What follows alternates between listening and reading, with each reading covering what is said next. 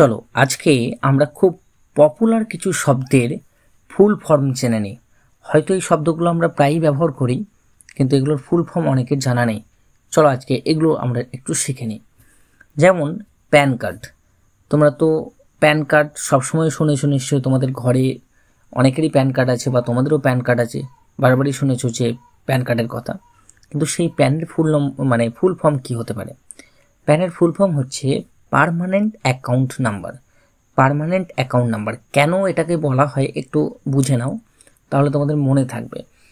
যেমন দেখবে তোমরা তোমাদের ব্যাংক অ্যাকাউন্ট নাম্বার ডিফারেন্ট হতে পারে একটি মানুষের। ধরো তোমার বাবার বা তোমারই 2-3টে ব্যাংকে অ্যাকাউন্ট আছে, তা তোমাদের ব্যাংকের অ্যাকাউন্ট নাম্বার আলাদা আলাদা, তোমার স্টেট ব্যাংকের আলাদা কি অন্যান্য ব্যাংকের আলাদা আলাদা থাকছে, কেমন? কিন্তু প্যান নাম্বার কিন্তু একটাই হয়, প্যান কার্ডের নাম্বার আলাদা হয় না। প্রত্যেকটা ব্যাংক ওই প্যান কার্ডের সঙ্গে লিঙ্ক থাকে, তাই যে যত টাকাই ব্যাংকে রাখুক না কেন বা তার ব্যাংকে ঢুকুক না কেন, যে ব্যাংকেই ঢুকুক না কেন, সব কিছু কিন্তু ওই প্যান কার্ডের সঙ্গে লিঙ্ক হয়ে যায়। তাই কোনো মানুষ দুটো প্যান কার্ড বানাতে পারে না, একটাই প্যান কার্ড থাকতে হয়। এই জন্য এটাকে বলছে পার্মানেন্ট অ্যাকাউন্ট নাম্বার। মনে থাকবে নিশ্চয়ই, যাতে মনে থাকে সেই জন্য আমি বুঝিয়ে পড়লাম। পার্মানেন্ট অ্যাকাউন্ট নাম্বার একটাই হয় সবসময় pan card. Clear? Next, PDF. PDF তো তোমরা প্রায়ই শুনেছো, পিডিএফ সবসময় প্রত্যেক দিনই পিডিএফ করছো। পিডিএফটার ফুল ফর্ম কী হতে পারে? পিডিএফের ফুল ফর্ম হচ্ছে portable document format. Portable document format. Portable হচ্ছে সেই ধরনের জিনিসকে বলা হয় যেগুলো খুব সহজে বহনীয়, মানে খুব সহজে যেগুলো কাজ করা যায়। তোমরা জানো পিডিএফ এমন একটা জিনিস, এটা আমরা সহজেই ওপেন করতে পারি এবং একটা পিডিএফের মধ্যে অনেক পেপার একসাথে খুব সহজে রাখতে পারি। তো এই জন্য এটাকে পোর্টেবল বলা হচ্ছে। কেমন? তো পোর্টেবল ডকুমেন্ট ফরম্যাট, যেহেতু এখানের মধ্যে ডকুমেন্ট থাকে তাই ডকুমেন্ট ফরম্যাট বলা হচ্ছে। কেমন? তাহলে পিডিএফটা হচ্ছে পোর্টেবল ডকুমেন্ট ফরম্যাট। নেক্সট ধরো সিম কার্ড। সিম কার্ড তো তোমরা জানো মোবাইলের মধ্যে সিম আছে।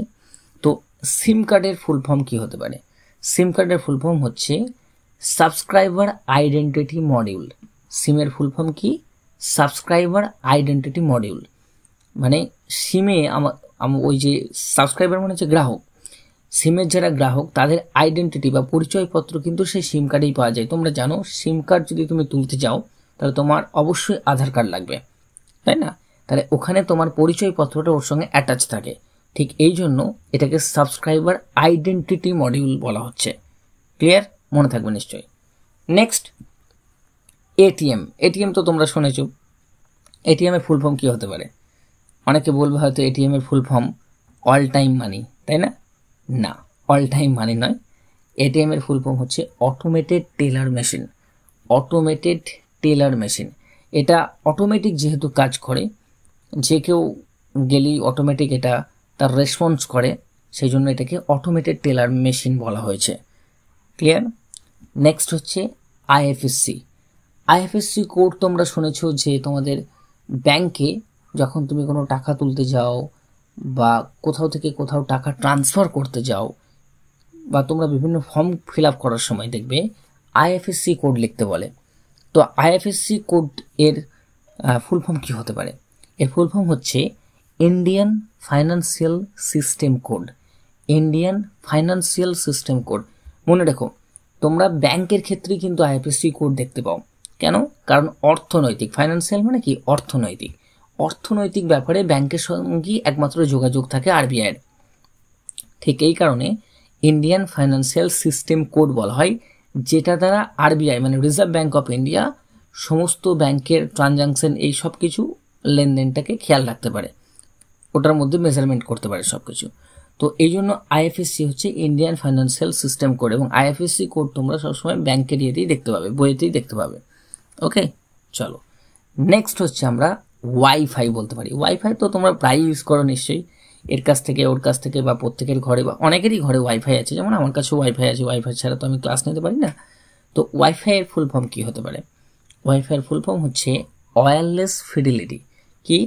Wireless fidelity. ফিডিলিটি মানে যে আমি যে কাজটা করছি সেই কাজটার মধ্যে একটা বিশ্বস্ততা বা ভরসাযোগ্য ব্যাপার।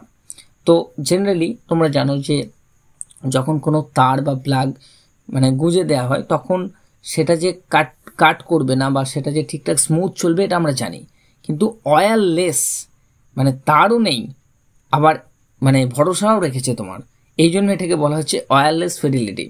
আচ্ছা, আমি একটু ভেঙে এই জন্য বলছি যাতে তোমাদের মনে থাকে, নাহলে আমি সিম্পল বলে দিতে পারতাম, তাই না?